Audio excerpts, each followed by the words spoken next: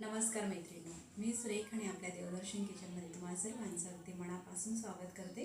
तर आज मी तुम्हाला कसली रेसिपी नाही तर माझे जे मी व्हिडिओ करते रेसिपीचे तुम्ही बघतात ते व्हिडिओ मी कशा प्रकारे शूट करते आणि त्याची शूटिंग कोण करतं, एडिटिंग कोण करतं, कशा प्रकारे केली जाते आणि व्हिडिओसुद्धा कशा प्रकारे मी अपलोड करते या संबंधीची संपूर्ण माहिती आपल्याला आजच्या या व्हिडिओमध्ये पाहायला मिळणार आहे। त्यासाठी व्हिडिओ कुठेही स्किप न करता पूर्ण पहा।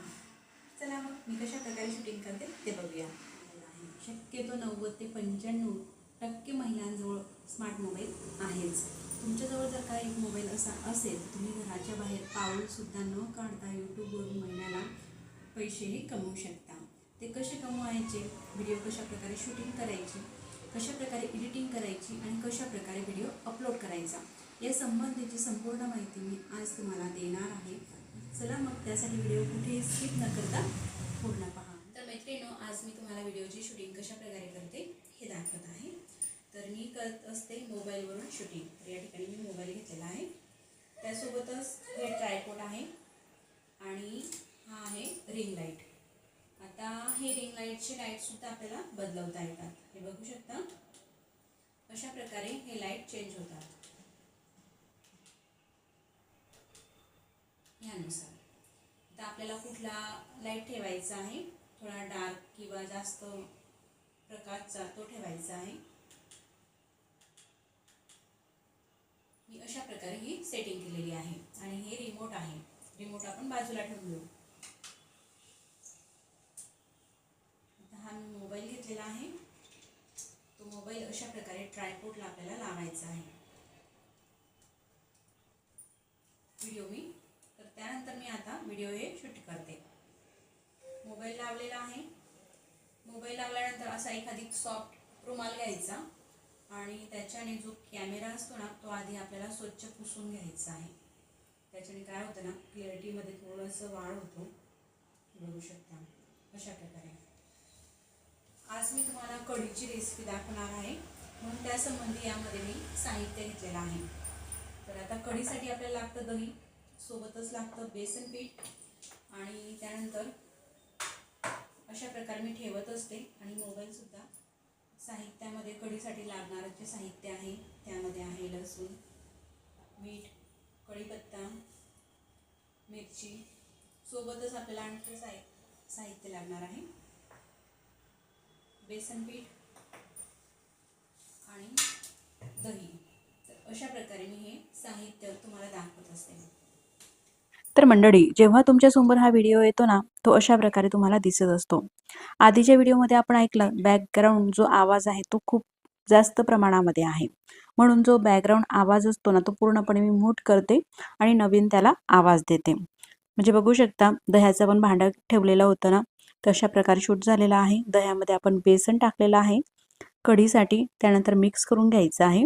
आता तुम्हाला कुठलाही बॅकग्राऊंड आवाज ऐकायला मिळत नाही, अगदी शांतता आणि फक्त माझा आवाज त्यामध्ये आहे।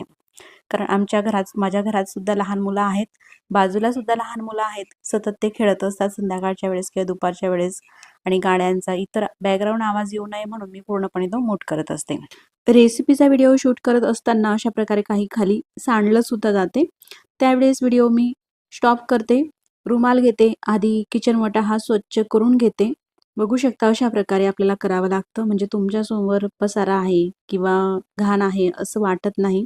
अगदी स्वच्छता आणि क्लिअरिटी छान यावी त्यासाठी आपल्याला हे एवढं करावं लागतं। मिश्रण हे खाली सांडलं होतं, मी आधी पुसून घेतलं, पुन्हा भांडं चॉपिंग बोर्डवरती ठेवलेलं आहे, पुन्हा हे मिक्स करून घेत आहे। बघा आता व्हिडिओ मी चालू केलेला आहे। जर का आपण जेव्हा शूटिंग करतो अगदी शांतता असेल तर मग तुम्ही रिअल आवाज ठेवू शकता। कुठल्या काही व्हिडिओमध्ये मी रिअल आवाज सुद्धा ठेवलेला आहे, जसं भांड्यांचा आपण वगैरे आवाज येतो रिअल तसा। जर का शांतता असली तरच मी रिअल आवाज राहू देते, आणि जर का इतर बॅकग्राऊंड आवाज असेल तर मग रिअल आवाज मी पूर्णपणे म्यूट करते। बघू शकता या ठिकाणी पूर्ण दह्यामध्ये आपण बेसन पीठ हे मिक्स करून घेतलेलं आहे। त्यानंतर पुढची कृती मी अशा प्रकारे करत असते। आणि जेव्हा गॅसवरची शूटिंग मी तुम्हाला दाखवत असते ना तेव्हा जो ट्रायपॉड आहे ना तो गॅसच्या वट्यावरती ठेवत असते, आणि तुम्हाला छान असं व्यवस्थित दिसावं, क्लॅरिटी वाढावी त्यासाठी रिंग लाईट आहे, रिंग लाईटचा प्रकाश हा असा प्रकारे गॅसवरती येत असतो। मध्येच मुलगा सुद्धा लहान आहे, तो मध्येच त्रास देत असतो. बघू शकता अशा प्रकारे ह्या मोबाईलमध्ये शूटिंग होत आहे. कढईमध्ये तेल टाकलं, तेल गरम झाल्यानंतर त्यामध्ये कढीपत्ता वगैरे जे आपण साहित्य घेतलेलं आहे ते अशा प्रकारे मी तुम्हाला दाखवत असते आणि कढईमध्ये टाकत असते. संपूर्ण व्हिडिओ हा अगदी काटेकोरपणे आणि बारकाईने करावा लागतो, खूप वेळ लागतो.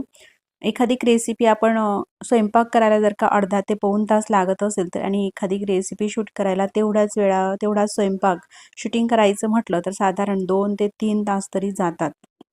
तेवढा वेळ उभं राहावं लागतं आणि तुम्हाला अशा प्रकारे हे दाखवावं लागतं. तर म्हणूनच सांगते मैत्रिणींनो, तुम्हाला जर का कुठलाही व्हिडिओ आवडला असेल तर व्हिडिओला नक्कीच लाईक आणि चॅनलला सुद्धा सबस्क्राईब करत चला. तुमच्या एक लाईकमुळे, एक कमेंटमुळे आणि वाढलेल्या सबस्क्राईबमुळे आम्हाला नवनवीन व्हिडिओ करण्याचं प्रोत्साहन मिळत असतं आणि नवीन नवीन रेसिपी अतिशय मोजक्या साहित्यात आणि साध्या सोप्या पद्धतीने तुमच्यापर्यंत मी पोहोचत असते. बघू शकता कढई ठेवलेली आहे, कढईमध्ये तेल टाकलं, त्यामध्ये जिरे मोहरीची फोडणी दिलेली आहे, सोबतच लसूण पाकळ्या आणि मी या ठिकाणी कढीचं जे फूल असतं ते सुद्धा टाकलेलं आहे. त्यामुळे ना कढीला चव आणखीनच छान येते. कढीचा व्हिडिओ सुद्धा तुमच्यापर्यंत येणार आहे. त्यामध्ये बघू शकता तुम्ही हा कढीचा व्हिडिओ कशा प्रकारे झालेला आहे. तर त्यानंतर सगळं हे साहित्य मिक्स केल्यानंतर व्हिडिओमध्ये तुम्हाला अशा प्रकारे दिसत असतं. बघू शकता या ठिकाणी ह्या मोबाईलमध्ये शूटिंग होत आहे. साहित्य हे भाजलं गेलं का त्यामध्ये हे दह्याचं जे मिश्रण आपण केलेलं आहे ते टाकायचं आहे, मिक्स करायचं आहे. आता यामध्ये आवश्यकतेप्रमाणे पाणी टाकायचं आहे.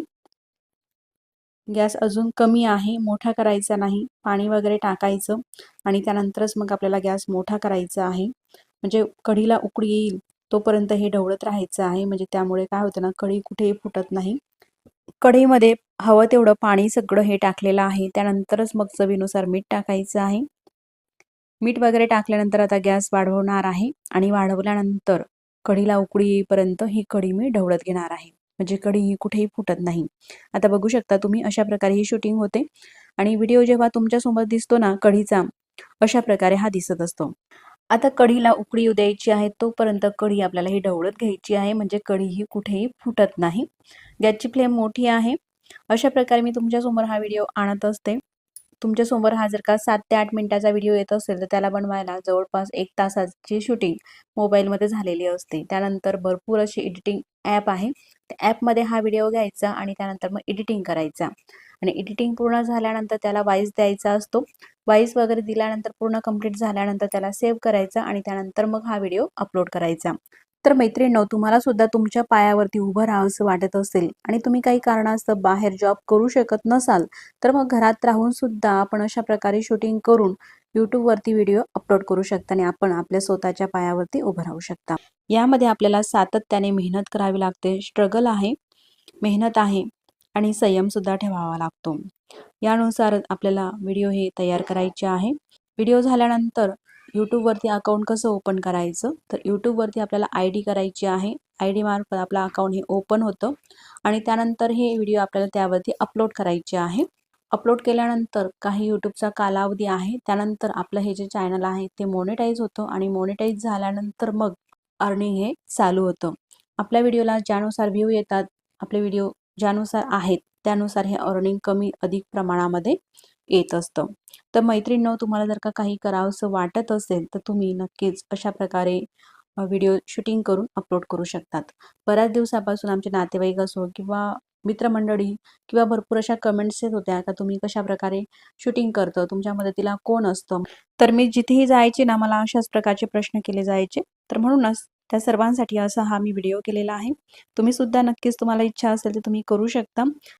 तर मंडळी, हा व्हिडिओ तुम्हाला कसा वाटला मला कमेंट्स करून नक्कीच कळवा. व्हिडिओ आवडल्यास तर व्हिडिओला लाईक आणि आपल्या चॅनलला सबस्क्राईब करायला तर अजिबातच विसरू नका. मग पुन्हा भेटू नवीन छानशा अशाच रेसिपीसोबत किंवा अशाच नवनवीन व्हिडिओसोबत. तोपर्यंत नमस्कार. व्हिडिओ तुम्ही पूर्ण पाहिलात त्याबद्दल अगदी मनापासून धन्यवाद.